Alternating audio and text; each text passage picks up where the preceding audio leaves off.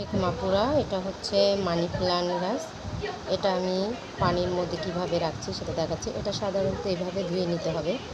ধুয়ে নিয়ে পরিষ্কার করে ক্লিন করে তারপরে এইভাবে পানি দিয়ে তারপরে এটার মধ্যে এইভাবে করে আপনার একটা একটা করে এই যে শিকড়গুলো সাথে এইভাবে রেখে দেন। সাজিয়ে রাখতে হবে যেন সব দিকে পাতাগুলো থাকে, সুন্দর দেখাবে।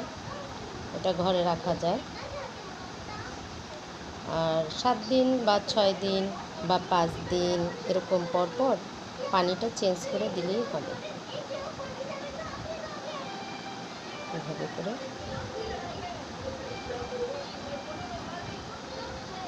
পানিটা কিন্তু খেয়াল রাখতে হবে, কয়দিন পর শুকিয়ে পানিটা কমে যায়।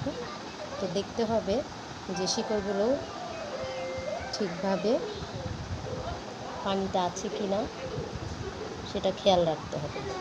এই যে এটার মধ্যে যেমন কোনো পাতা নেই, হ্যাঁ, এটার মধ্যে পাতা নেই।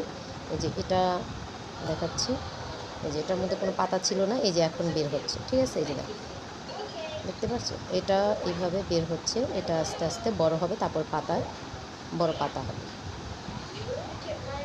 এইভাবে করে খুব সুন্দর লাগে। এটা মানি প্লান্ট গাছ।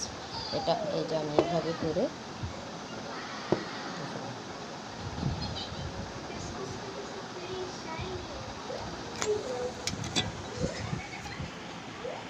ওকে আপুরা, আজকের মতো এই পর্যন্ত। সবাই ভালো থাকবা, সুস্থ থাকবা। আল্লাহ হাফেজ।